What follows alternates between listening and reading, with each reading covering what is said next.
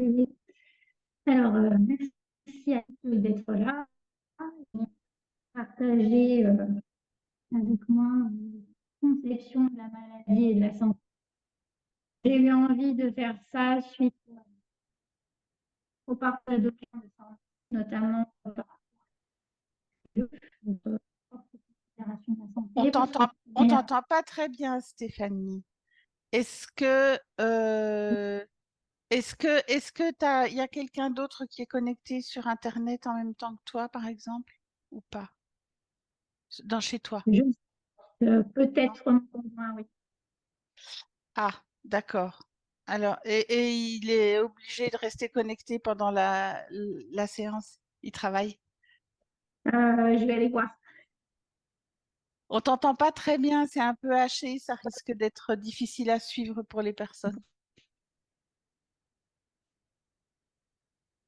Est-ce que du coup, Christine, tu veux couper l'enregistrement et reprendre l'enregistrement quand elle revient? Non, Tu veux laisser ça comme ça? non, je vais le laisser comme ça. Parce que tu penses que ça aurait été mieux de couper et de reprendre?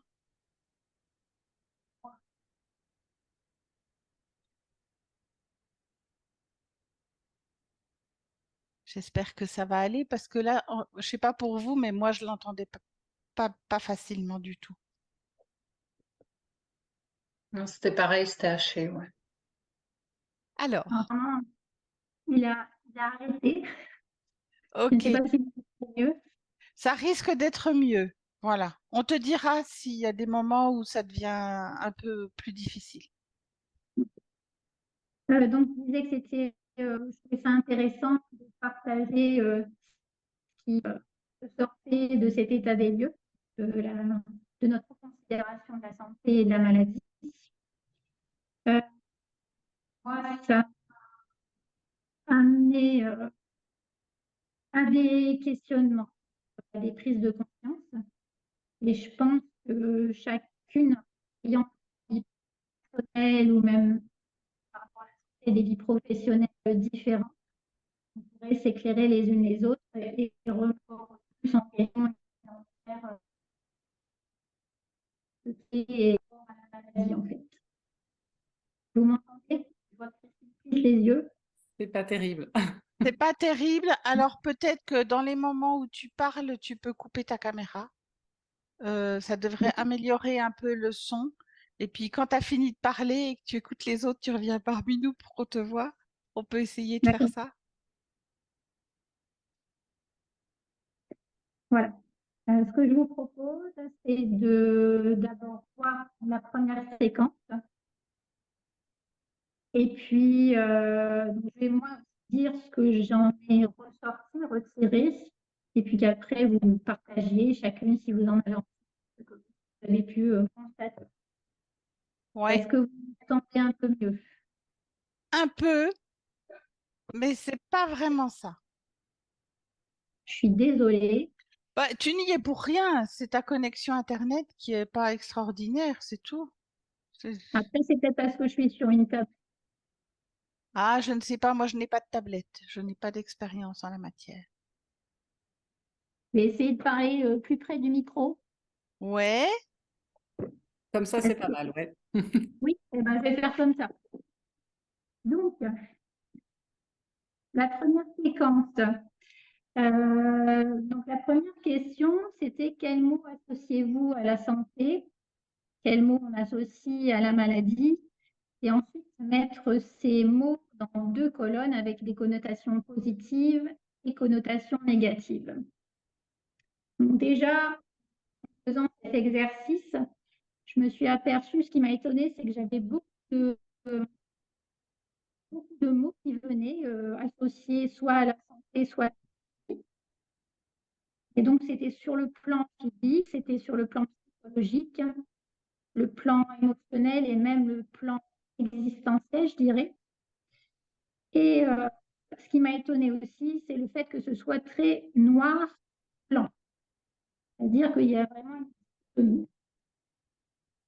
Alors que, quand je connais la définition de l'OMS, que la santé ne concerne pas seulement une maladie maternité. Mais finalement, quand j'explore un peu mes croyances, a priori, pour moi, c'est quand même assez. La santé, c'est plutôt tout va bien, et la maladie, tout, plein de choses qui vont mal. Et donc, je m'aperçois qu'en fait, j'associe encore la santé à l'absence de maladie ou de manifestation jugée négative ou anormale, sur tous les plans.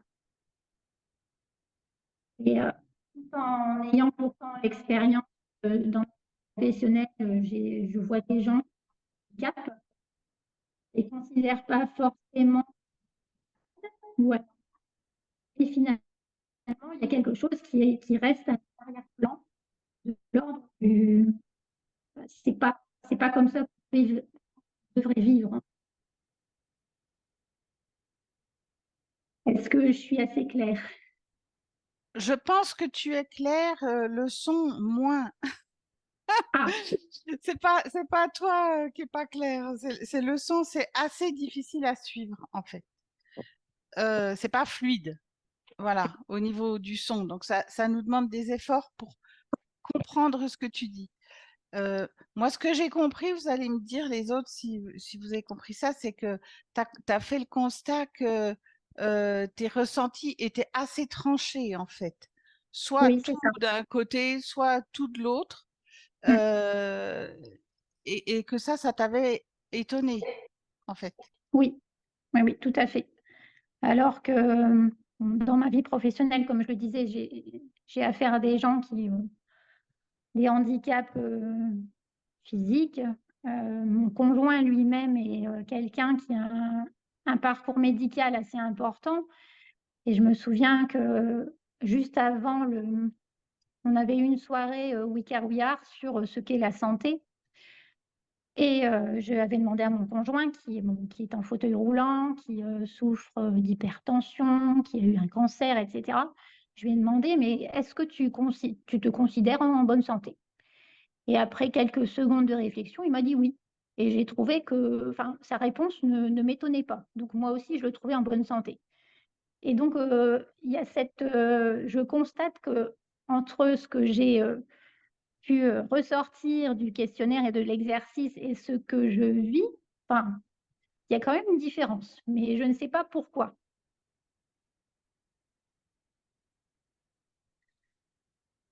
Ensuite, par rapport à la troisième question, donc c'était regarder les images mettant en scène la santé et la maladie et constater quelles sensations et quelles émotions remontaient. Donc là, pareil, ça m'est apparu comme très noir ou blanc. Donc, les sensations positives par rapport à la santé, c'était une sensation de force, d'énergie, de fluidité, de vitalité, d'expansion, d'espace ouvert en fait. Et j'ai même écrit, en fait, la vie à l'œuvre. Et là, en fait, quand je me suis relue, quand j'ai écrit la vie à l'œuvre, en fait, je m'aperçois que c'est ma propre conception de ce que doit être la vie à l'œuvre. C'est comment dire, oui, ma propre conception de ce qu'est la vie. Et là, ça m'a mise un peu mal à l'aise parce que par rapport aux gens que je vois, notamment dans mon métier, qu'est-ce qu'il en est des gens qui souffrent de polyhandicap?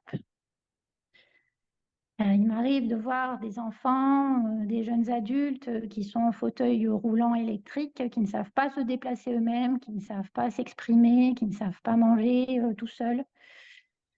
Donc, oui, je me pose la question, mais est-ce que je les considère comme vivants finalement?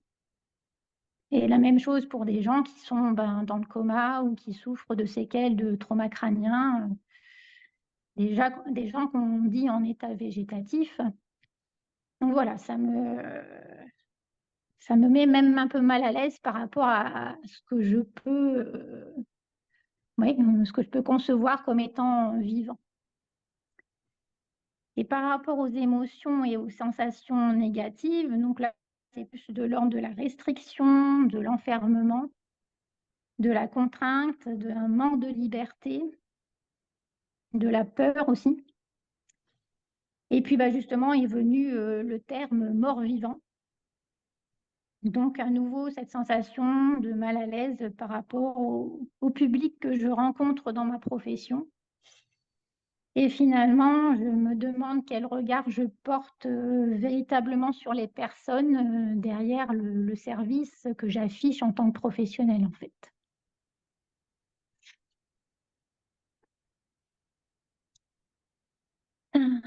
Ça va?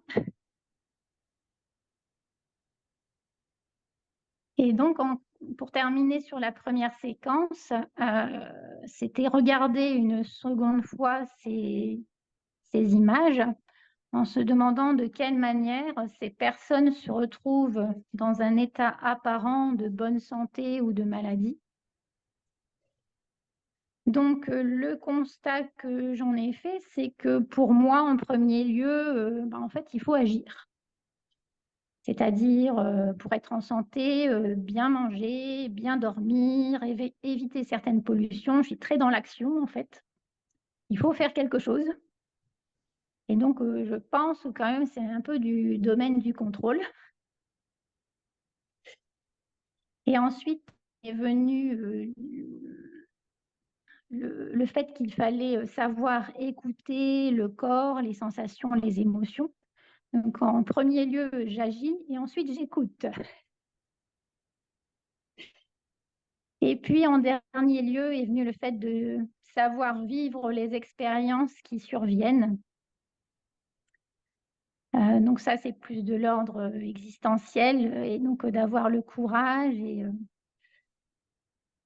ne pas se laisser abattre par un sentiment de fatalité ou d'injustice. Et donc, les manières de se retrouver dans un état apparent de maladie, c'est faire tout l'inverse. Pour moi, en tout cas, c'est faire tout l'inverse de ce que j'ai cité plus haut. Donc, c'est de ne pas prendre les devants pour être en bonne santé, de ne pas s'écouter et de résister aussi, en fait, à ce qu'il advient. Et par rapport à ça, je me rends compte que quand même, l'action pour moi vient en premier lieu avant l'écoute. Donc, peut-être que ce n'est pas forcément le bon ordre, je dirais. Voilà. Et donc, en conclusion de cette première séquence, je dirais que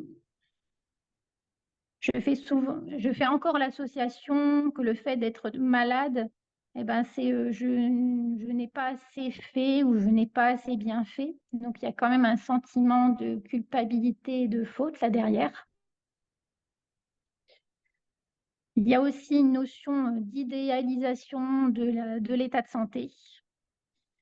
Je pense que dans ma conception, il y a une forme une recherche de perfection de l'être humain.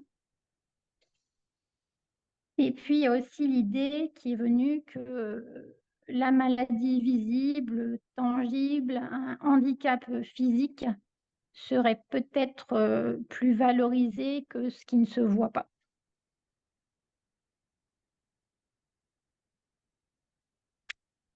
Voilà, j'espère que vous m'avez à peu près entendu. Et puis, je vous invite à partager vos réflexions, ce que vous avez pu retirer, conclure de cette introspection. Je veux bien prendre la parole. J'ai pas été aussi assidue que toi, Stéphanie, à tout bien faire dans l'ordre, mais donc je vais faire avec ce que j'ai noté et ce qui m'est venu. Je te rejoins sur le fait que d'emblée, ce qui est venu, ce sont effectivement, c'était très catégorisé, noir-blanc. Être en bonne santé, enfin voilà, c'était des choses plutôt positives, des choses plutôt agréables, avec des notions de bien-être, de vitalité, de dynamisme, d'être dans le mouvement de la vie. La maladie, effectivement, tout de suite, les mots qui sont venus, ça a été dans l'ordre la mort, la souffrance, la douleur. Les phrases négatives autour de la santé, c'était effectivement être en mauvaise santé, avoir une santé fragile, c'est une diminution des capacités ou des ressources. Enfin, il y avait ces notions-là. Et en fait, ça m'a demandé un petit temps Enfin, ça, c'était vraiment les premiers jets, parce qu'il y avait aussi la proposition mettre pour chaque terme plus et moins. Et pour la maladie, le plus, ça a été de me dire qu'est-ce qu'il peut y avoir de... Enfin, vraiment, ça m'a demandé une réflexion de me dire, OK, qu'est-ce qu'il peut y avoir de positif dans la maladie? Et là, effectivement, il y a des mots qui sont venus. Mais effectivement, ça n'a pas été d'emblée. Donc, effectivement, c'est vrai que je pense qu'il y a... on véhicule probablement beaucoup de croyances et de mémoires autour de ces concepts-là. Et dans la maladie, pour moi, dans le côté positif de la maladie, il y avait vraiment la notion, déjà basiquement, la maladie, elle permet parfois un développement du système immunitaire. Un enfant qui tombe malade, toutes les maladies infantiles, en fait, elles ont quand même cet intérêt-là. Il y a la notion de développer des ressources, de transmuter aussi. Ça peut être aussi un temps de pause, un temps d'arrêt, un temps d'introspection qui peut être nécessaire, qu'on ne sait pas se donner effectivement autrement. Et là, le corps, à un moment, il va nous dire stop, il faut s'arrêter. Qu'est-ce que... Dans les réflexions que j'ai eues, enfin, voilà, ça a été... j'ai repensé à une de mes amies qui a un cancer du poumon depuis 2012 et à qui on avait dit qu'elle en aurait que pour 1 an d'espérance de vie et qui est toujours présente et très curieusement, peut-être pas en bonne santé sur le papier, mais alors en bonne santé dans sa vie. Et elle a une phrase que j'ai beaucoup aimée qui dit « Je ne suis pas guérie du cancer, mais j'ai guéri plein de choses grâce à lui ». Et moi, j'ai trouvé ça, ça me parle beaucoup parce que dans la notion que la maladie peut être effectivement une transmutation, enfin, je trouve qu'elle voilà, elle en témoigne assez bien. Et il y a une autre chose aussi qui m'avait interpellée avec elle, c'est que quand elle parle de son histoire, en fait, elle explique qu'elle travaillait dans la banque avant d'être malade, etc. Et que elle avait tout un paquet d'assurances, etc. Qu'elle prévoyait plein de choses pour sa retraite. Donc, en fait, elle dit avec le recul, elle se rendait compte qu'elle ne vivait pas dans sa vie, là, dans le présent. Elle vivait par procuration, que quand elle ferait ci, elle ferait ça. Et en fait, la maladie lui permet de vivre beaucoup plus l'instant présent parce qu'elle a été amenée effectivement à vivre, à faire un certain nombre de démarches. Elle a fait des choses pour elle. Elle aime bien utiliser le terme qu'elle elle est VIP aujourd'hui. Elle se considère comme un VIP. Donc, quand elle fait quelque chose, elle essaie d'en profiter pleinement. Et donc ça, c'est pour moi le côté effectivement positif de la maladie. Mais effectivement, voilà, on ne le vit pas forcément tous comme ça. Et parce qu'effectivement, ça c'est l'autre côté. Il y avait l'autre côté, comme tu disais, Stéphanie, et je te rejoins. Il y a effectivement ce côté fatalité, ce côté drame, ce côté. Moi, je m'appuie là plutôt de ce que je vis autour de moi personnellement, parce que dans ma famille, il y a beaucoup de gens qui sont touchés actuellement par la maladie et notamment par le cancer. Et il y a notamment le terme de courage que j'entends beaucoup au sujet de mes belles-sœurs. Et moi, ce mot de courage, chaque fois que j'entends mes beaux-parents dire elle est courageuse, elle a fait ça, mais ça sonne tellement faux pour moi parce que j'entends que dans ce que eux nomment courage, c'est qu'en fait, elle prend tellement sur elle, elle dit tellement pas ce qu'elle vit, elle essaie de mettre tellement de côté les choses et avancer comme ça que voilà, elle fait bonne figure, mais au fond, enfin voilà, bon, voilà, on est dans un contexte où on sait que le courage c'est autre chose. Enfin, pour nous, ça a une autre signification. C'est pas que ça soit autre chose, mais ça a une autre signification. Et et voilà. Dans le terme de maladie aussi, ça c'est dans mon aspect moi professionnel. Quand la maladie intervient, en général, nous la lecture qu'on en a en kinésio, c'est le corps qui vient effectivement nous interpeller sur quelque chose. Donc oui, bien sûr, il est évident qu'il faut traiter les symptômes physiques, mais c'est important aussi d'aller voir ce qu'il y a derrière, qu'est-ce que le corps essaie d'exprimer à travers ça. Et c'est vrai que si je suis dans le côté fatalité, injustice, j'ai difficilement accès à ça en tout cas. C'est une démarche qui est un peu plus qui demande un investissement. Donc voilà, ça c'est ma partie, enfin l'état de ma réflexion sur le sujet. Merci à vous de votre écoute. Moi, je veux bien partager, ce sera plus court, car il y a beaucoup de choses dans ce que vous avez partagé toutes les deux que j'ai exploré également. Euh, et, et à la relecture de ce que j'ai posé sur le papier, euh, quelque chose qui est venu très fort, c'est un peu à mon étonnement en fait. Quel mot associez-vous à la santé, à la maladie? Donc à la santé, il y a la croyance au fait, je ne le mérite pas. Et en le relisant, en fait, ça me touche très fort, en fait. Je trouve que c'est fort, je ne le mérite pas. Et alors, par contre, la maladie, ah oui, oui, oui, là, tu l'as mérité. Donc, il y a la notion certainement de culpabilité en dessous. Euh, voilà, j'avais littéralement envie de vous partager ça parce que oui, je trouve que c'est quand même fort. Euh, oui, oui, oui, c'est ça. Sinon, oui, sinon, je rejoins pas mal de ce que vous avez partagé. Et un petit peu comme Ingrid, j'ai une cousine, donc membre de ma famille très très proche, qui a traversé l'année dernière. La maladie s'appelle la maladie de Cushing, je pense. Euh, Elle a un peu trouvé elle toute seule parce que les médecins disaient à travers ses symptômes, oh mais c'est rien, tu es un peu fatiguée, ça passera et ça n'allait pas du tout. Mais au fait, elle a vraiment vécu comme ça, comme vraiment rebondir totalement. Donc, elle avait des infections partout, derrière les yeux, dans tous ses organes. Et elle avait son leitmotiv chaque jour, c'était j'ai pas le temps en fait. Donc elle écoutait constamment son cœur. Elle avait envie de parler à quelqu'un, même juste de prendre un café avec cette personne ou de dire à quel point cette personne est importante dans sa vie. Elle le faisait, elle me dit mais moi j'ai pas le temps. Peut-être que dans 3 semaines je suis pas là. Alors elle dit toujours ah, j'ai pas le time, j'ai pas le temps, j'ai pas le temps. Et j'étais vraiment proche d'elle pendant toute cette période et ça m'a vraiment fort inspirée, ça m'a vraiment fort touchée. Donc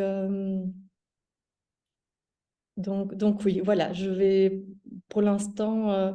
Il y avait aussi la notion d'effort dans la santé. C'est waouh, ça demandait beaucoup d'efforts cette histoire. Euh, oui, mais ça c'est vraiment dans les premières, je dirais dans les premières couches, avant vraiment de. Là, ça c'est quand la vision de la santé, de la maladie est encore très duelle. Mais ça sont vraiment les premières couches qui ont fait surface. Donc vraiment, c'était de faire un effort et je ne le mérite pas. Euh, et dans l'autre sens, avec la notion de la culpabilité. Voilà. Euh, oui. Oui, avec la notion de la culpabilité, alors du coup, euh, bad health, excusez-moi, je parle tellement en anglais. La maladie, il y a aussi cette notion de solitude, genre tu l'as mérité, et du coup l'isolement, t'as pas fait assez d'efforts. Il y a comme tout un discours de culpabilité qui est là. En tout cas, oui. Donc, je regarde si autre chose d'autre complémentaire, mais euh, oui, c'est ça. Oui, maladie, souffrance et finalement ben, la mort. La mort, c'est la solution. Donc il y a quand même ça dans mon esprit. Oui, oui, merci. J'ai envie, c'est simplement de. J'ai écouté les partages et c'était intéressant d'observer euh, qu'est-ce qui était nouveau dans ce que vous avez pu partager. Et, euh, et ce que tu as dit, Stéphanie, par rapport au polyhandicap et ce que tu considérais qu'ils étaient vivants, ça m'interpelle parce que euh, pour moi, dans la maladie, j'ai nommé le corps atteint, une atteinte au corps, une défaillance du corps. Donc, euh, il y a quelque chose de très, euh, ouais, de très lié au physique ou à quelque chose qui se voit, qui se sent, en tout cas, qui était présent pour moi, la douleur, et, euh, et ça m'interpelle ta question sur, mais oui, c'est quoi ma vision en fait je sais pas, ce que je peux nommer une défaillance physique de pas pouvoir utiliser un bras ou quelque chose, et est-ce que pour autant c'est forcément être en mauvaise santé quoi. Donc je, je, je, je repars avec cette question là-dessus et, euh, et juste moi ce qui m'a surpris c'est que j'ai fait l'exercice de manière très première question, quel mot associez-vous à la santé, sans regarder la deuxième question. Et donc, dans le mot santé, j'ai mis mauvaise santé, bonne santé, douleur, maladie, souffrance. Dans santé, pour moi, il y avait la bonne et la mauvaise, et j'ai tout mis, en fait. Donc, c'était drôle. Après, j'arrive à la deuxième question et je fais, ah oui, ah d'accord. Bah, euh, voilà. Le mot santé était pas forcément, était un mot un peu plus, je sais pas, un petit peu plus générique, qui peut aller dans un sens ou dans l'autre. Voilà. Et ce qui m'a frappé aussi, c'est comme d'être l'impression d'être au passage entre deux choses, c'est-à-dire que j'entends dans vos retours ce qui m'est venu en premier jet aussi de la maladie, c'est la mort, la souffrance, la douleur. Euh, et tout de suite après, il y a, bah, c'est une tentative de rééquilibrage du corps, c'est une régulation, c'est une opportunité, c'est un appel. Il y a tout ça. Et, et j'ai l'impression aujourd'hui que c'est important, enfin, ça a du sens pour moi, ça. Et en même temps, dans dans le vécu corporel, quand il y a la maladie, je suis pas certaine que ce soit, enfin, la croyance du corps, quoi. La croyance du corps, bah, c'est une souffrance, c'est une maladie, c'est une douleur. Et est-ce que quand moi je suis touchée, est-ce que réellement j'arrive à voir ça comme une opportunité, un rééquilibrage? Je, j'ai l'impression d'être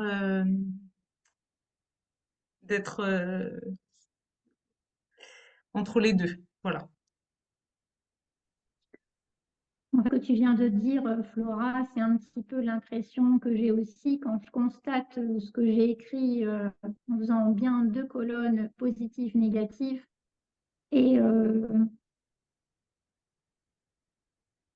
tout en sachant qu'effectivement, c'est beaucoup plus nuancé, mais quand moi, il m'arrive quelque chose, au départ, c'est plus le côté, justement, dichotomie, c'est bien, c'est pas bien, qui surgit en premier. Il y a quand même cette démarche de,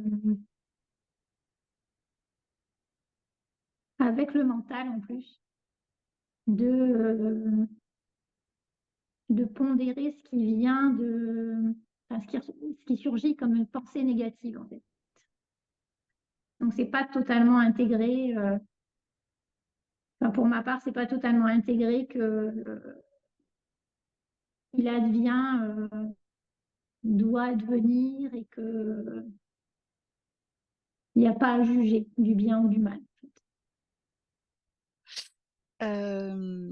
Alors moi, j'ai été mauvaise élève et j'ai pas fait l'exercice en suivant ce qui était dit, etc. J'avoue, je voulais le faire, mais je reconnais que je l'ai pas fait. Ce que je peux dire quand même, c'est que, alors dans ce que je vous ai entendu dire, il y a un moment, je me suis dit si c'est des sensations ou des ressentis tranchés, est-ce que c'est pas parce que justement c'est des représentations conditionnées, c'est pas peut-être des ressentis dans l'instant qui peuvent être vraiment nuancés si c'est dans le ressenti, mais si c'est des mécanismes un peu automatiques, c'est normal en fait que ça soit noir ou blanc. C'est ce qui me venait en vous écoutant. Et alors, ce qui me venait aussi, c'est que j'ai l'impression que ma perception de la santé, elle est un peu à l'autre bout de l'échelle par rapport à ce que tu disais, Stéphanie, c'est-à-dire que pour moi, la santé, c'est l'état originel du corps, c'est-à-dire euh, avant qu'on interfère, le corps, il est parfait, il fonctionne parfaitement, et s'il y a des soucis, c'est que moi, j'ai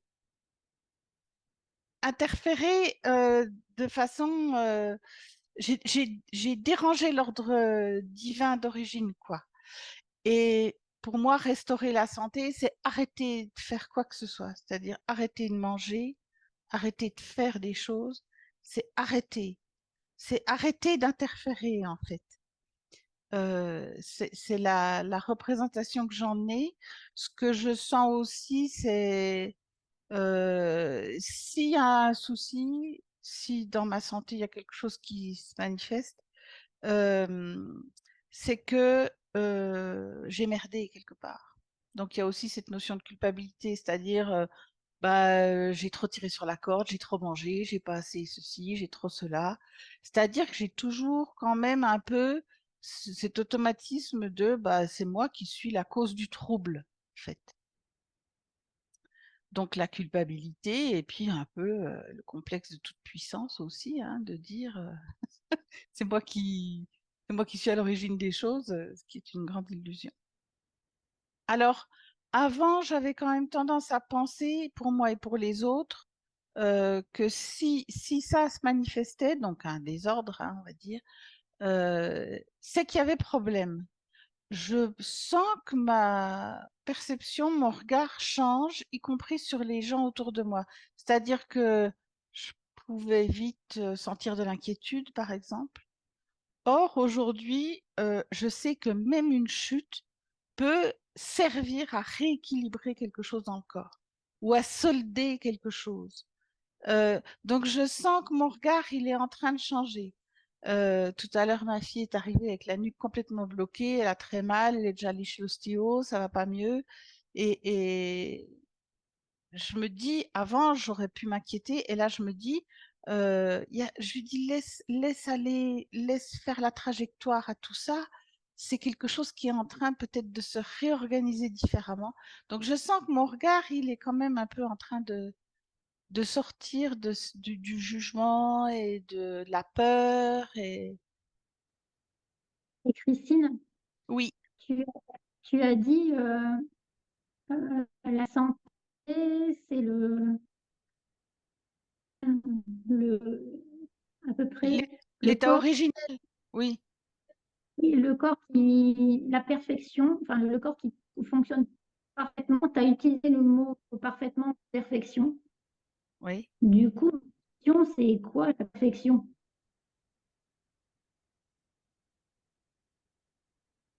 Euh, pour moi, c'est l'état un peu, oui, originel.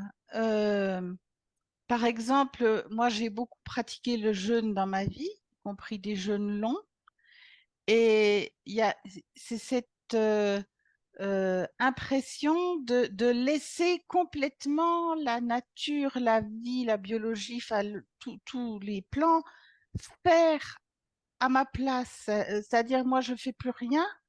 Et que là, l'intelligence, elle est tellement parfaite que ça remet tout en ordre. Et d'ailleurs, dans le corps, moi, j'ai pu le constater. J'ai échappé à des trucs grâce aux jeunes incroyables. Donc, euh, l'impression qu'il y a un état qui est dû à l'intelligence divine qui est parfaite et que pour moi, l'état de santé, c'est ça, c'est un espèce d'état originel, quoi. Est-ce que c'est plus clair? Oui, oui, c'est parce que si tu veux, je me demande dans quelle mesure à ce moment-là, enfin, en fait, la maladie ou le malaise ou l'émotion un peu violente qui peut survenir fait partie aussi de la perfection finalement. Oui, Mm. oui. Mais c'est vrai qu'il y a, comme vous disiez, hein, il y a un peu deux plans. Euh, il y a ce qui est pressenti et puis il y a ce qui est ressenti avec Mm. le, la chair et l'émotion voilà. Mais je me rends compte quand même que pour moi, c'est très fort cette idée que euh, à l'origine, les choses sont parfaitement en harmonie, en équilibre, et que c'est mon intervention ou notre intervention qui va éventuellement déséquilibrer cette intelligence-là. mais je ne pense pas être encore capable d'accepter et d'accueillir tout comme étant la perfection, surtout en termes de santé. Mon regard change, mais Nathalie, est-ce que tu veux nous partager ta conception de la santé et de la maladie? Bah, je vais déjà peut-être me présenter. Moi, je suis médecin biologiste, mais je suis aussi phytothérapeute chinois et bon, je suis aussi, je sais pas quoi vous dire, tarologue, etc. Et moi, ma conception de la santé, bah, en fait, pour moi, la perfection, elle n'est pas dans ce qui nous arrive. Enfin, j'ai pris la discussion en cours, donc je vais peut-être déformer les propos de Christine, mais j'ai entendu les mots de perfection dans ce qui arrive. Moi, la perfection, elle n'est pas dans ce qui arrive. Moi, pour moi, la magie et la beauté de la chose, de l'univers, c'est dans la façon dont on va réagir à ce qui arrive. Et au niveau santé, pour moi, ce qui est important, c'est comment mon corps, comment mon psychisme, comment mon esprit, comment les autres vont pouvoir m'aider à surmonter la difficulté qui se présente. C'est-à-dire sur un chemin, une rivière, elle va toujours rencontrer des rochers, des obstacles, des bouts de bois, des précipices. Enfin, je ne sais, je ne sais. Mais ce qui est important, c'est que le petit bateau là qui est embarqué, ben, comment il va réagir à ça? Et moi, c'est ça que j'essaye de dire aux patients et pas que les patients, mais aussi les gens, et de l'appliquer pour moi, c'est que la merveille, tu parlais du jeûne, Christine, la merveille pendant le jeûne, c'est ça, c'est que mon organisme, mon corps sait ce qu'il faut faire. Voilà. Mais parfois, il sait aussi qu'il faut un petit soutien extérieur. Donc, c'est le discernement aussi de est-ce que ce soutien extérieur va être bon pour moi ou est-ce qu'il ne va pas être bon pour moi? Là, on pourrait rentrer dans le débat des chimios, des traitements, de plein de choses, hein. Voilà, par exemple, moi, quand je fais des traitements avec les plantes chinoises, je dis toujours aux patients, on est trois. Il y a vous, il y a les plantes et il y a moi. J'essaye de faire un contact avec les plantes et ensuite, vous allez interagir avec les plantes, mais il y a ce cycle de vie, ce cycle de fonctionnement. Et je pense qu'on pourrait faire le parallèle pour toutes les thérapies, que ce soit des thérapies psychiques, des thérapies spirituelles ou des thérapies corporelles, enfin médicamenteuses ou autres, quoi. Et ça, moi, l'autonomie et la révélation de la magie, parce que chaque individu n'a pas peut-être cette conscience de la magie de son propre corps et du fonctionnement. Et moi, c'est ça que j'essaye d'apporter. Bon, je peux donner des conseils médicaux, mais j'essaye vraiment de faire rentrer les gens dans leur magie, dans leur auto-guérison. Voilà, donc je ne sais pas si ça répond à ce qui avait été évoqué au démarrage de la discussion, mais voilà, c'est ça, c'est mon cheval de bataille, on va dire. Pour la santé, la première chose qui m'est venue, c'est la vie et la maladie, la mort. Première chose qui est vraiment carrément, enfin, c'était voilà, blanc ou noir. Et pour la santé, la forme. Après, dans la maladie, il y a eu aussi bon, le physique diminué, la dépendance. Et il y a eu aussi, j'étais assez surprise, que la maladie pouvait aussi apporter une certaine attention des autres.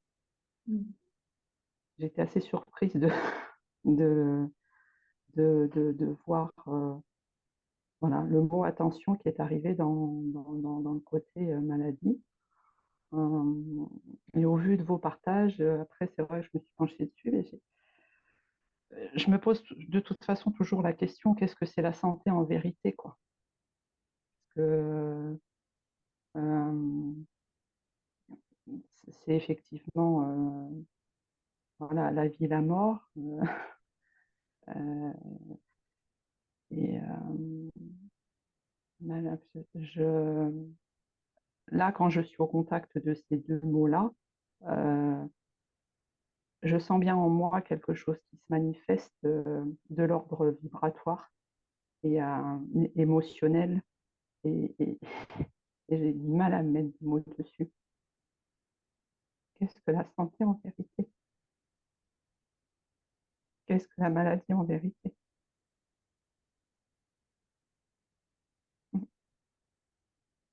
quel est le regard que je porte là-dessus. Effectivement, comme tu partageais, Stéphanie, que ton compagnon se sentait en pleine santé alors qu'il est dans un fauteuil.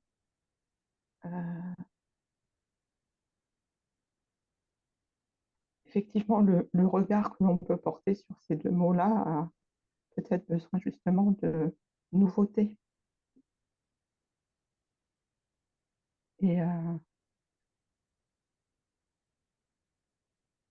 oui, j'ai fait l'élève ce matin en prenant ce qui était proposé.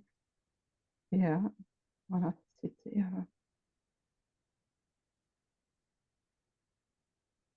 En tout cas, je vois que là, juste en étant en contact de ça, c'est il y a quelque chose qui se passe et je ne sais pas de quel ordre c'est en tout cas. Donc merci à toutes. Je vais pas parler beaucoup parce que j'étais pas sûre de participer. Donc j'avoue, j'ai regardé les questions vers 6h, 6h15. Alors déjà, merci Stéphanie pour ta proposition. Merci pour tout ce que vous avez déjà partagé, c'est super riche. En fait, moi j'avais envie de participer parce que depuis que j'ai vu mes parents vieillir, que je me vois vieillir, il y a forcément aussi, après la vieillesse, il y a la mort. Et donc, voilà, il y a tout un truc là qui est au fond de moi, qui n'est pas encore clair, mais qui est là. En même temps, là, j'ai démarré un nouveau travail, donc je bosse à la DMR. Donc la DMR, c'est on intervient beaucoup auprès d'un public du 3e, voire du 4e âge. Donc je sais, moi, qu'il y a ce truc-là en fond qui est là, avec, justement, ça a été évoqué, cette idée de mort, de séparation, j'avais le mot coupure. Alors moi, il y a juste les deux premières questions auxquelles j'ai répondu, où effectivement, pour ce qui était la santé, c'est tout un truc, entre guillemets, super positif, enfin quoi que je pourrais mettre dans la colonne positive, puisqu'il y a jeunesse, harmonie, beauté, fluidité.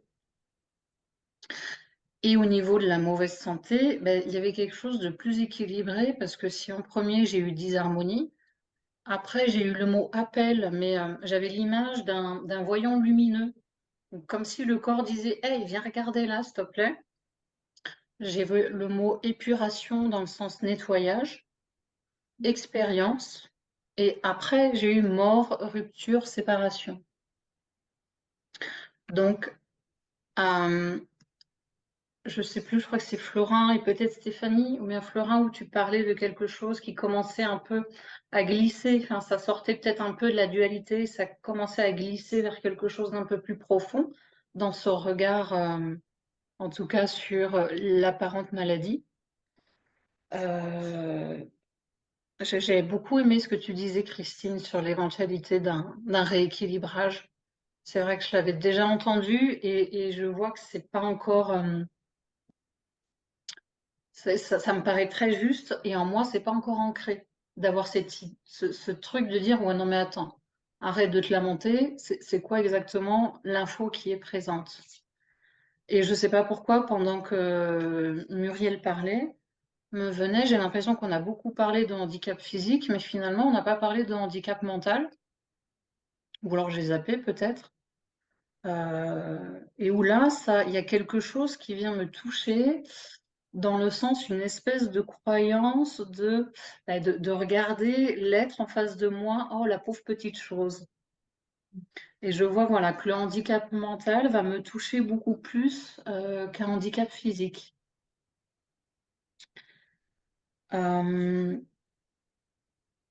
Et après, alors, là, je vais peut-être déborder un petit peu sur la deuxième séquence que j'avais vite fait regarder, mais dans les souvenirs marquants, pour moi, dans ma vie, c'est que du côté de ma mère, il y a beaucoup de diabète insulinodépendant. Et j'ai une de mes cousines qui venait d'avoir 15 ans, qui est morte d'un coma diabétique, dans des circonstances assez particulières, puisqu'elle avait fugué. Donc, voilà, ça a été, moi j'avais la vingtaine, ça a été quelque chose d'assez impressionnant. Mais je dis ça parce que justement, du côté de ma mère, où il y a beaucoup de diabète, il y a aussi ma mère et une de mes tantes qui étaient infirmières. Donc, il y a. Et puis d'autres problèmes de santé. Enfin, voilà, du côté maternel, c'est très, très lourd. Et donc, je ne sais pas quoi, mais il y a quelque chose en moi et dans l'histoire familiale, en tout cas, visiblement, qui cherche à se dépatouiller de quelque chose, voilà, en regard du soin, de la maladie, de comment éventuellement soutenir, aider ou aider à faire une transition. La transition n'était pas forcément la mort, mais étant la transition d'un état de maladie à un état de santé, une amélioration. Bon, voilà, c'est un peu, c'est peut-être pas très clair, mais j'ai tout ça qui est là, ça brasse. Et donc, c'est pour ça que j'ai accueilli cette soirée avec beaucoup de gratitude. Et, euh, et voilà ce que je peux en dire maintenant. Merci. Merci à toi et puis merci à vous toutes. Sinon, comme Cécile vient de faire la transition, on va aborder la deuxième. Donc, je vais disparaître pour que vous m'entendiez un peu mieux. Donc, ce que j'ai constaté en me remémorant un petit peu ce que j'avais pu entendre comme phrase, eh bien, c'est que j'ai fréquemment entendu des phrases par rapport au handicap, notamment ma mère qui disait que lorsqu'elle était enceinte, moi j'étais dans son ventre, elle avait peur quand elle rencontrait un jeune homme qui souffrait d'un handicap, hein, il était infirme moteur cérébral, donc quand elle le rencontrait dans la rue, en fait ça lui faisait peur parce qu'elle avait peur que je sois comme ça, que je naisse comme ça. Donc je ne sais pas si c'était une peur possible de contamination ou de ce qui peut, enfin, ou que ça la mettait face à quelque chose qui pouvait potentiellement arriver. Et donc, ça m'évoque, en fait, quand on voit une personne qui est malade ou qui souffre d'un handicap, donc la physique ou même mental, hein, on peut être mis face à notre propre vulnérabilité, potentiellement à la mortalité. Et finalement, on est mis face à tout ce qui constitue l'humanité, en fait. Mais de là naît chez moi quand même un sentiment d'impuissance par rapport à ça, par rapport à la vulnérabilité du corps. D'ailleurs, il n'y a pas très longtemps, j'ai pris conscience que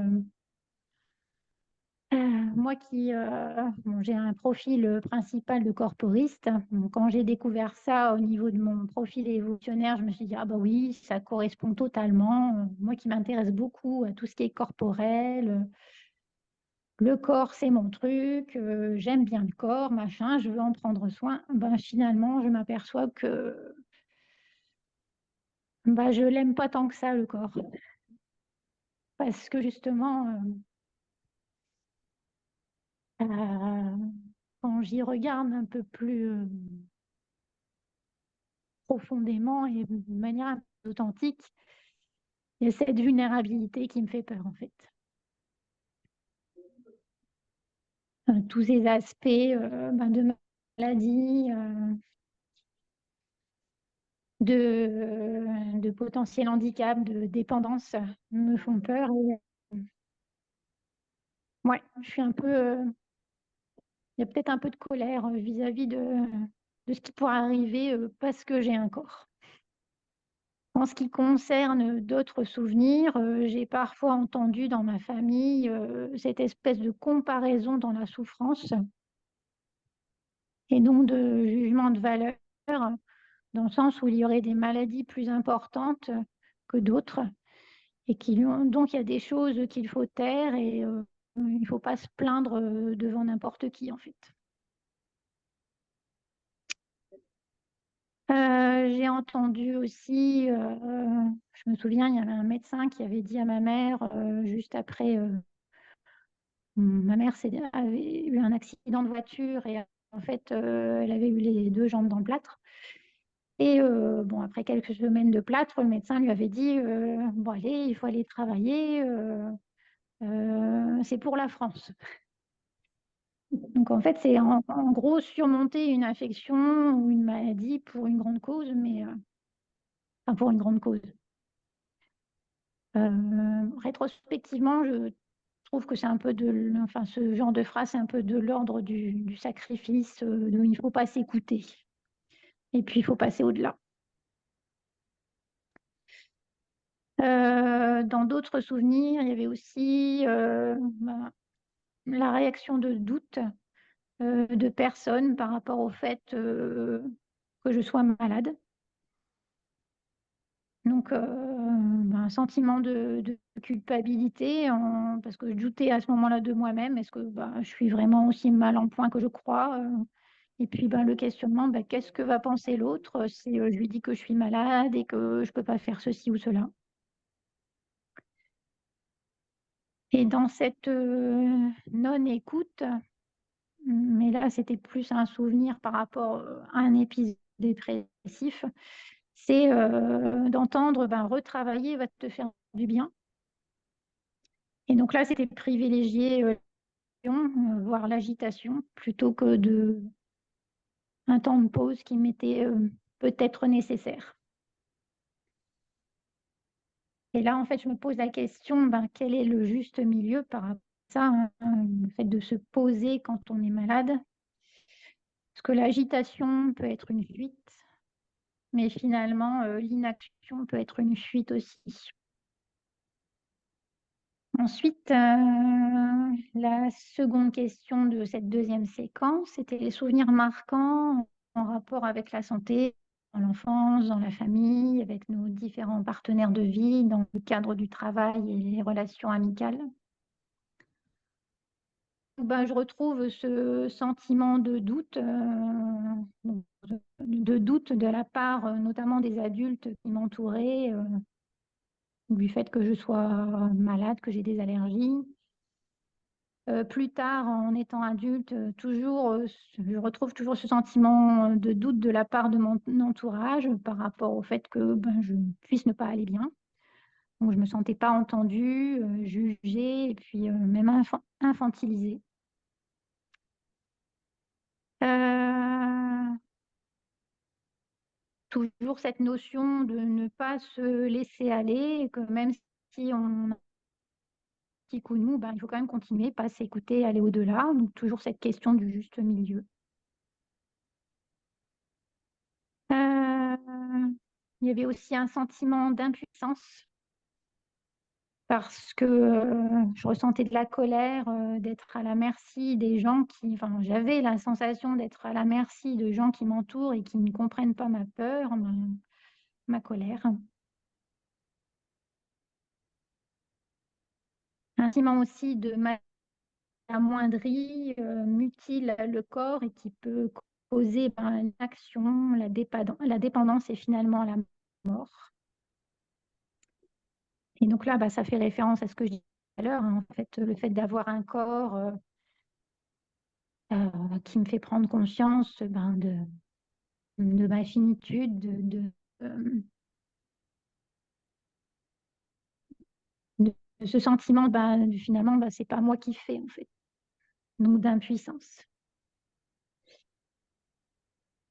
Et puis, toujours dans cette même question, il y a aussi la prise de conscience d'une colère de devoir, m'occuper de quelqu'un alors que j'ai l'impression que cette même personne ne prend pas autant soin de moi. Donc ça, c'était plus par rapport à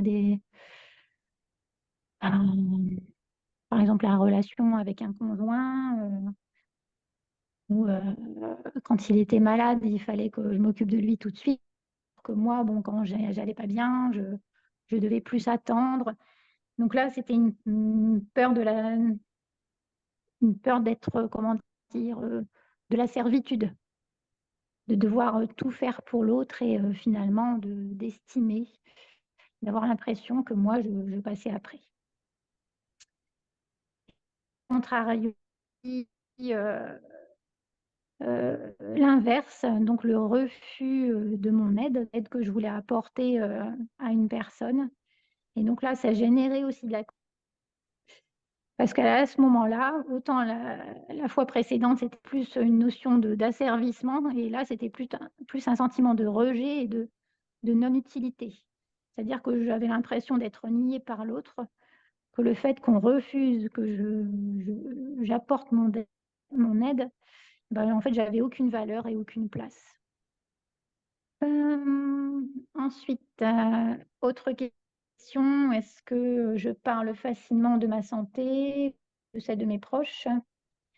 Si oui, auprès de qui et pourquoi? Et sinon, à qui j'envisagerais d'en parler et pourquoi? Euh, je dirais que non, ça dépend des personnes avec qui je suis. Des personnes proches comme ma mère, je ne vais pas forcément lui parler facilement de mes problèmes de santé pour ne pas l'inquiéter, mais aussi pour ne pas être contaminée par ses peurs. Qu'elle me dise: «Ah bah, tu devrais faire ci, et puis si ça se passe mal», et cetera, donc voilà. Et puis pour ne pas avoir l'impression aussi d'être infantilisée. Ensuite, il m'arrive de ne pas en parler parce que, ben, comme ça, j'ai l'impression que ça n'existe pas et que ça va passer tout seul. La pensée magique. Ouh là, oui.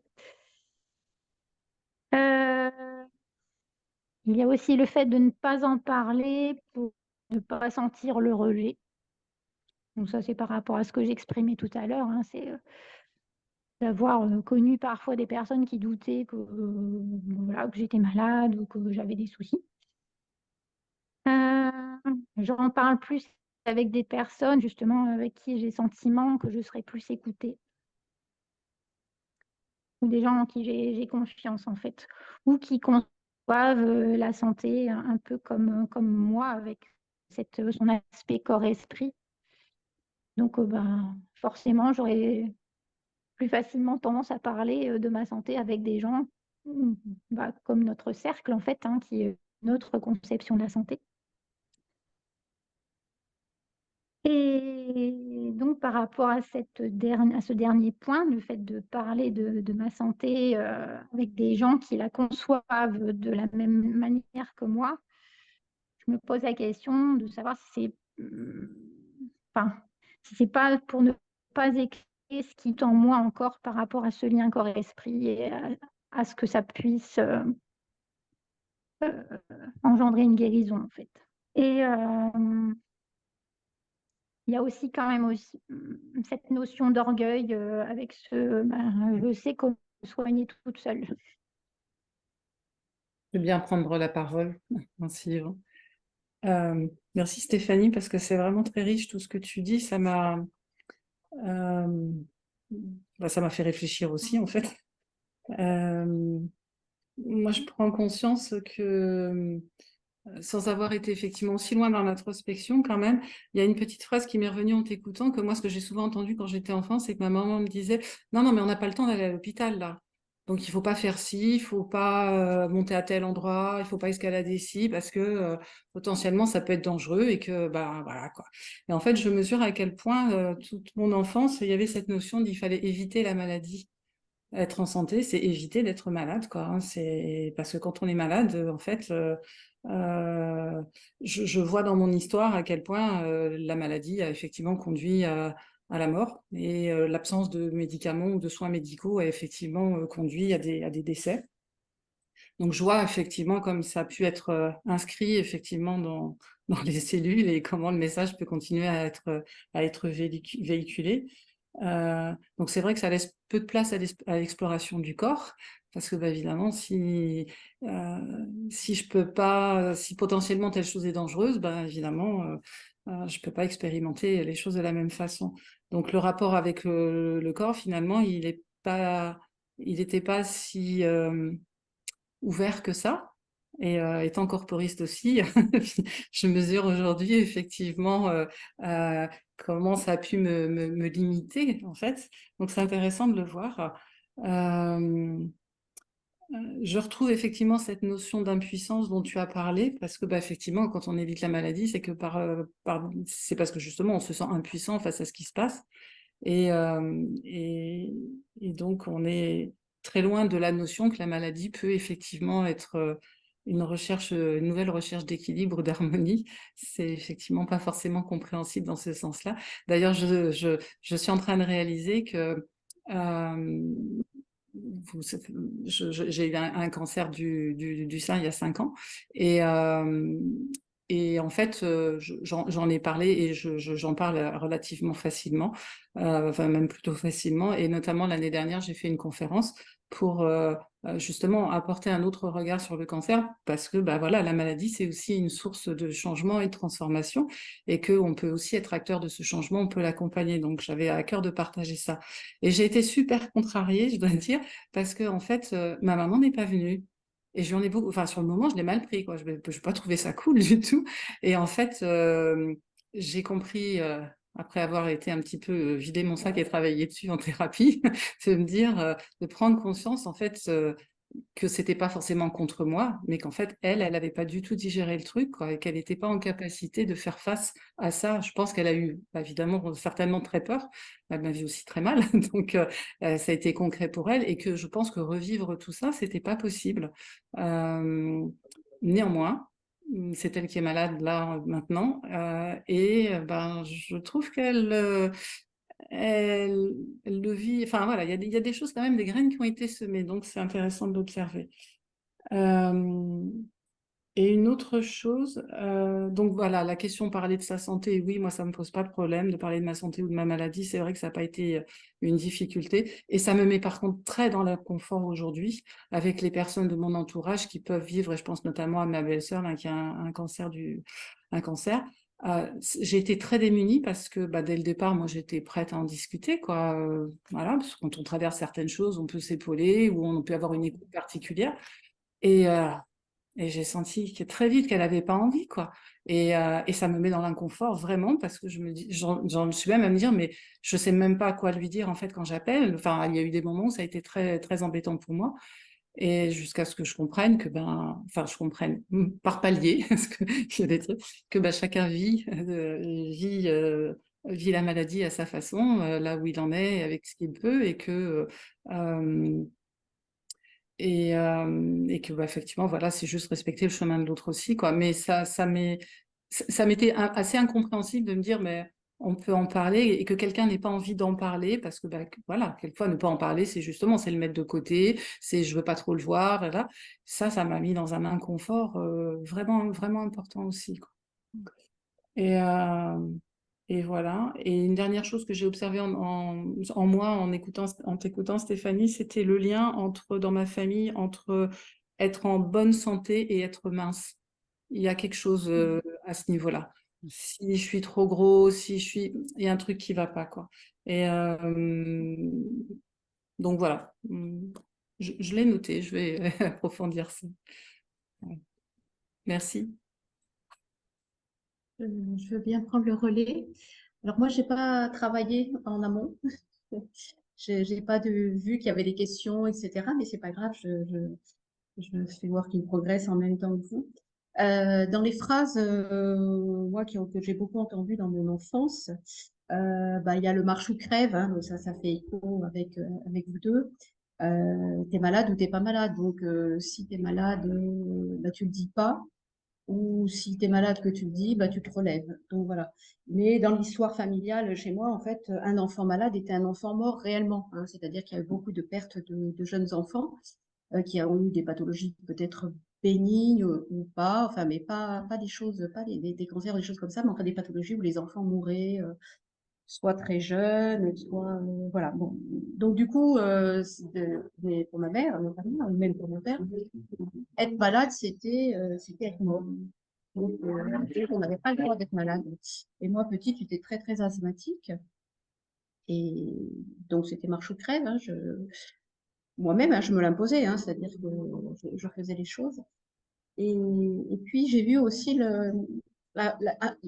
comment dire, une notion de culpabilité. Alors, ça va rejoindre un petit peu ce que tu as dit, Ingrid, Je parlerai du poids après. Mais là, par exemple, quand j'étais asthmatique, alors on me disait, oui, mais tu as touché le chat. Oui, mais t'as pas pris. Alors, à l'époque, il n'y avait pas de ventouse. Oui, tu as touché le chat. Oui, tu as remué la poussière. Oui, donc c'était de ma faute, quoi. Voilà, c'était tout de ma faute. J'avais respiré des fleurs, j'en sais rien. Enfin, bon, bref. Donc, c'était toute ma faute si j'étais malade. Mais maintenant, je comprends, je comprends la réalité de mes parents par rapport à ça. Et notamment, moi, mes deux parents sont morts assez jeunes, à 70 ans. De la même façon, c'est-à-dire qu'ils ont eu une annonce au mois de mars, pas la même année, à 2 ans d'écart. Au mois de mars, on leur a annoncé une maladie incurable et ils sont morts au mois d'octobre et au mois de novembre, donc 9 mois après. Voilà. Et donc, du coup, là, c'était plus un enfant malade égale un enfant mort. Là, c'était un parent malade égale un parent mort. Et c'est quand il y a eu ça que j'ai pris conscience de ça, que moi aussi, je m'étais ingurgité un enfant malade égale un enfant mort. Et en discutant avec mes enfants, ils m'ont dit, mais oui, mais quand on était malade, on n'avait pas le droit d'être malade. Même mon fils, un de mes fils m'avait dit, mais maman, enfin, si on était handicapé, comment tu ferais? Bon, ça m'avait questionné quand même, hein, beaucoup. Et voilà, donc j'ai travaillé là-dessus, cette histoire de la culpabilité. Et de la même façon, des phrases que j'ai entendues et que j'entends beaucoup dans la société. Oui, mais alors s'il n'avait pas fumé, il ne serait pas malade. S'il n'avait pas trop mangé, il n'aurait pas fait d'infarctus. S'il avait fait plus de sport, il aurait réussi. S'il avait surveillé son diabète, il n'aurait pas eu ça. Donc, on est culpabilisé en permanence de ce qu'on fait par rapport à la maladie. Donc ça, c'est vraiment... s'il n'avait pas trop travaillé, il ne serait pas en burn-out. Parce que maintenant, c'est à la mode les burn-out, mais c'est de la faute des gens s'ils sont en burn-out. Ce n'est pas la faute de leur environnement, c'est leur faute. Tout est comme ça. Donc, si on travaille avec la culpabilité, là, donc du coup, je rejoins Stéphanie sur le corps-esprit. C'est-à-dire que si on rentre quelqu'un, ou quelqu'un se rend dans un schéma de culpabilité, et ben, c'est fini. L'esprit prend le dessus et là, ça fait une espèce de cercle infernal qui fait qu'on se sort plus de la maladie. Donc moi, c'est vraiment les deux axes là de culpabilisation et de marche ou crève qui ont été importants dans ma vie et que j'essaye de dénouer, et notamment avec le corps-esprit quand même beaucoup. Et puis les histoires de dépendance, oui, alors moi aussi, très longtemps, je ne voulais pas dire quand j'étais malade parce que je ne voulais pas être dépendante de mes enfants, de mes conjoints. Et puis finalement, j'ai entendu un peu dépendance face à la servitude. Quelle était ma peur finalement, d'être dépendante ou d'être au service de quelqu'un qui était dépendant? J'ai pas encore vraiment, fini j'ai pas encore vraiment fini ce travail-là. Voilà, et puis la dernière question. Ah oui, alors oui, il y a aussi quelque chose qui est très important qui m'est apparu, notamment au moment de la maladie de mes parents. C'est que finalement, je me suis rendu compte que dès qu'on sort du ventre de sa mère, on est en fin de vie. Et ça, c'est une notion que j'avais pas. C'est-à-dire qu'un enfant qui naît, ben, il est déjà en fin de vie. Donc, il peut mourir à 2 ans, à 3 ans, il peut mourir à 90 ans. On est tous en fin de vie. Et le fait de prendre de conscience que j'étais en fin de vie, comme tout le monde, à n'importe quel âge, malade ou pas malade, peu importe, c'est pas mon cas, je ne suis pas en fin de vie parce que j'ai une annonciation de maladie, je suis juste en fin de vie parce que je suis mortelle.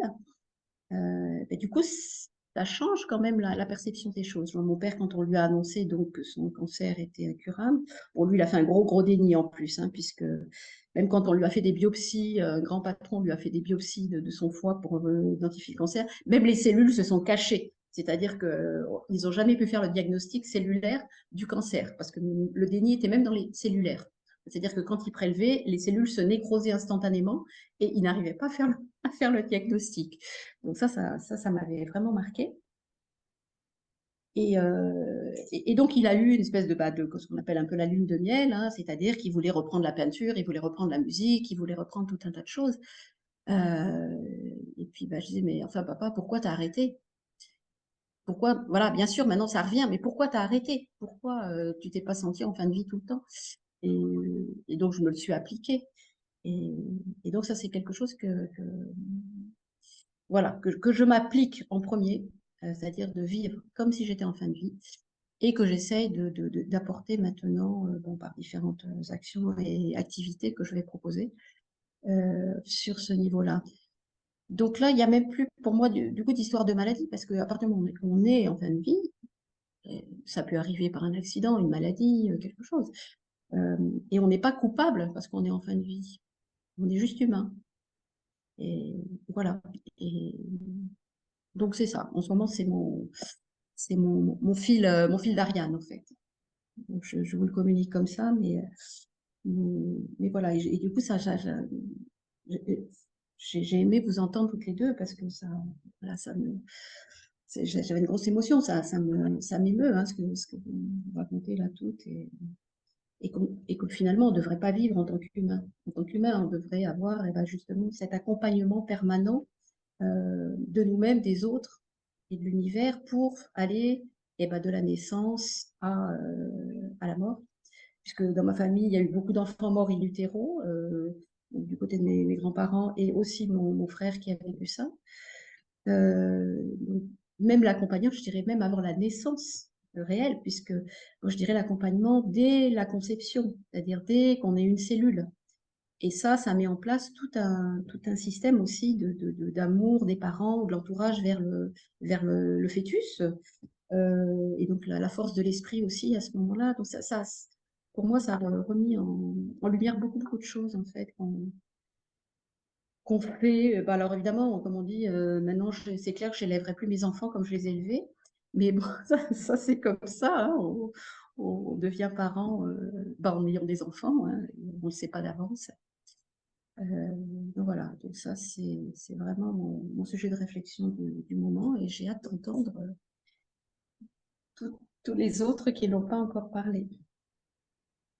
Moi, j'ai envie de partager une chose qui m'est apparue en observant les phrases entendues.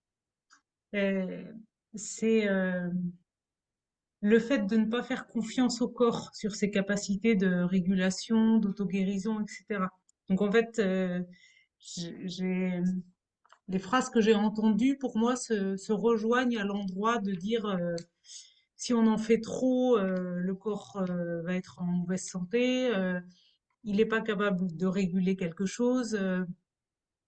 Euh, et qui entraîne du coup beaucoup de contrôle sur faire bien, bien manger, parce que en fait le corps il est pas capable. Donc il faut bien dormir, autrement je vais être fatiguée, autrement si ça va être trop, ça va être voilà, pas de confiance dans l'énergie en fait. Et même en termes c'était en termes énergétiques de euh, sur l'énergie disponible, sur l'alimentation, sur tout ça. Et, et, et pour moi, la chose la plus, ça m'a vraiment frappé quand mon conjoint m'a rapporté ce que lui a dit son homéopathe un jour en lui disant, mais si, il faut que tu boives de temps en temps du vin parce qu'autrement, ton corps, tu lui demandes jamais de travailler, alors tu supporteras jamais une goutte d'alcool parce que si tu manges toujours tout bien, tout truc, et c'était drôle pour moi d'entendre un médecin lui dire ça et lui dire, ben oui, d'accord, des fois quand tu bois un peu de vin, t'as mal au foie ou autre, et alors est-ce que c'est grave en fait? Et ça allait tellement à l'opposé de ce que j'avais toujours entendu. euh, de, et pour moi, c'était drôle, et l'autre jour, j'ai pas réagi, mais j'ai invité ma mère pour fêter ses 70 ans. Et je l'invite au restaurant, c'est la seule fois que j'ai jamais fait ça. Et elle me dit, je ne bois pas de vin et je ne prends pas de dessert, en fait. Et de dire, mais attends, là, je t'offre un repas, en fait. Et t'es encore en train de dire, ah non, je vais pas trop manger, je vais pas. Et voilà, donc c'est vraiment ça qui est ressorti. Et aujourd'hui, pour moi, c'est passé par le fait de, de passer par la danse et de passer par vivre dans mon corps qu'il y a l'énergie qui le traverse et depuis une dizaine d'années, mais c'était, ah, mais j'ai de l'énergie en fait. Mais c'était comme si j'ai vécu 30 ans à avoir l'impression d'être toujours fatiguée, d'avoir cette croyance d'être fatiguée et que l'énergie, c'était comme un stock que j'avais à l'intérieur, mais qu'il n'était pas en relation avec mon environnement. Elle pouvait pas se ressourcer, qu'elle pouvait pas être euh, euh, régénérer, tout ça.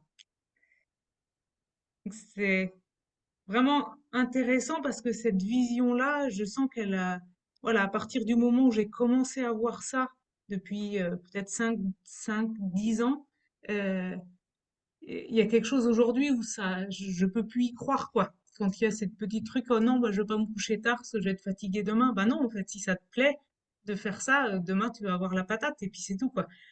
Donc ça, ouais, vraiment voir ses croyances. Éventuellement, si ça vous intéresse, on pourrait peut-être poursuivre lors d'une autre session. Parce que, personnellement, là, je trouve il y a eu déjà plein de choses et que j'ai besoin de poser et d'intégrer. Et donc, oui, peut-être poursuivre une prochaine fois. Bah, comme je le disais, je trouve que la soirée était très dense. Je vais avoir un temps pour que ça pose. En tout cas, je suis super contente de cette soirée et je suis très heureuse que vous ayez participé, et de toutes ces réflexions et de tout ce que ça va nous apporter, en fait. Merci beaucoup. Oui, puis merci à toi, parce que c'est toi qui as lancé le bouchon, hein. Et franchement, en écoutant tout ça, je me rends compte comme ça soulève plein de pistes. Ça parle, chaque fois que quelqu'un dit quelque chose, ça parle à quelque part de soi. Ah oui, ça, j'avais pas pensé. Ah bah oui, tiens, ça, c'est à explorer. Donc franchement, bah, c'est comme toujours, les partages sont vraiment plein de richesses, quoi, hein. Donc super, merci Stéphanie. Et puis merci à vous. Et on Merci se aussi à Sandy. retrouve. Pardon? Bien, merci aussi à Sandy parce que c'est elle qui a généré tout ça, en fait. Oui, tout à fait. Ouais. Et puis on se retrouve dans 2 semaines et on continue.